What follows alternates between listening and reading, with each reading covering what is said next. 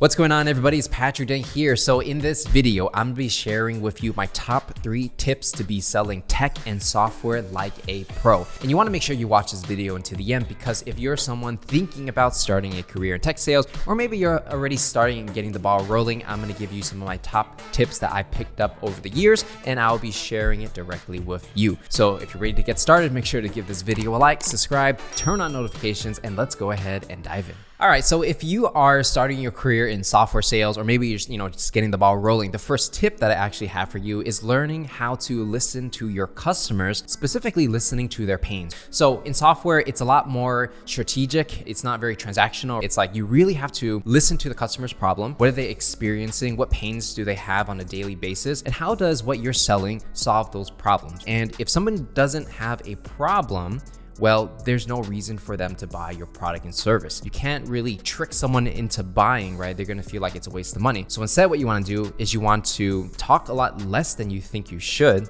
and listen.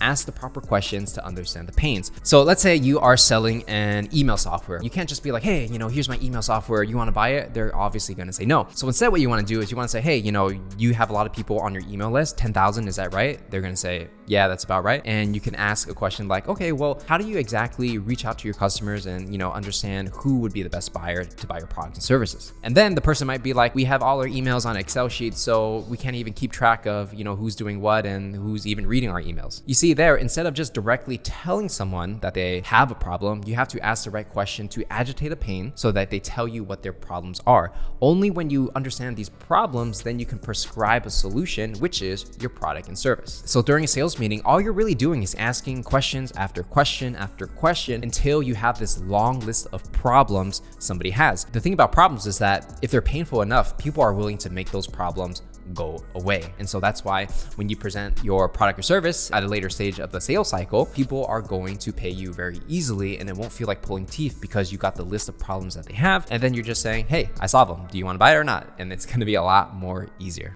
So the next step when it comes to selling technology is that you want to paint a dream scenario for your clients. So when you ask all these questions and you get all these pains, you're going to have a list of pains. And then what you want to do is you want to get your prospect to solve those pains first before you do. So what do I mean by that? Well, if somebody says they have a bunch of emails on an Excel sheet, but they have no way to figure out who's even interacting with their emails, who's reading it, what's the open rate, they have just no way to do it, you would ask them, okay, well, right now you're doing it very manually on Excel sheet. What would you want to happen? In a dream scenario, what would this look like? How can I make your life easier? Basically, they're going to prescribe themselves a solution and say something like, it would be so much easier if we could just keep track of everybody that opened our emails. Basically, the customer is painting their own dream scenario for you. And if your product and service is actually pretty good, you'll find that whatever their dream scenario that they're painting is probably directly matches what you're selling. But it's important that you get the prospect to tell you what the solution should be first, so then when you present your solution, it really feels like a perfect fit. In reality, you're asking these questions and teasing out the answer from your prospect, knowing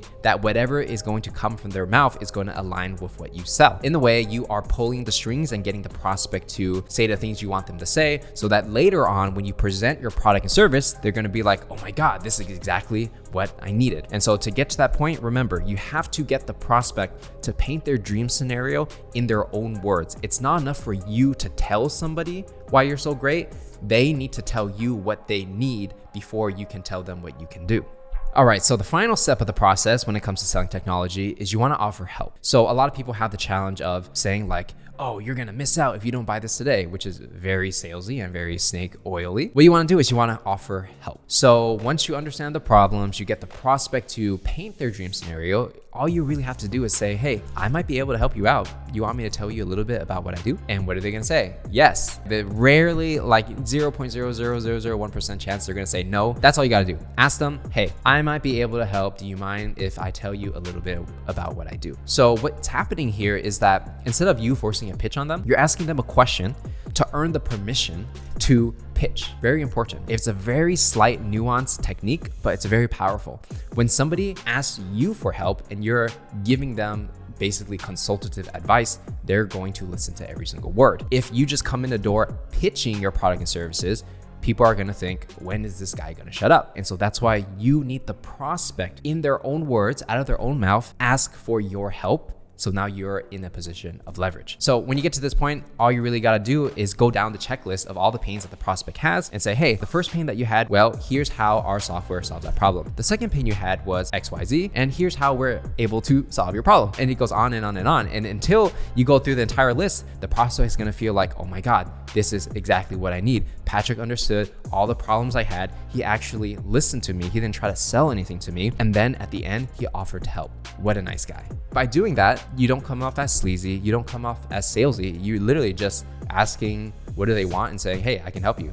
You want me to help? And that's it. That's literally all it is. So sales doesn't have to be sleazy or slimy. You just got to come from the perspective of helping others. Now, the last thing I want to leave you with is that when you're selling technology and software, it's going to be very different from selling like commodity products, because software is quite unique where you're solving specific pains. And to actually be good at selling software, it's all about listening to your customer and strategically understanding why they should buy. So it's not like, oh, let me just knock on every single door trying to sell a vacuum. And then if I knock on 100 doors, 2 people will say yes. It's not that kind of numbers game. It's more like, okay, who has a problem that I can solve? By finding these people who have problems and you kind of listen to what their problems are, well, you solve it, and that's pretty much it. And one very important thing about selling software in a B2B setting is that you can't really trick someone to buy, right? Like if you're going door to door selling vacuums, if somebody buys it, you can walk out the door, then they may not be happy and you don't even care about them and you don't even know what their name is. But in software, it's quite different. You really need to align your incentives with what the customer wants, because if they don't like the product, they're going to get a refund. And then you spend all that time pitching them and doing all these things for nothing. Selling software is about first qualifying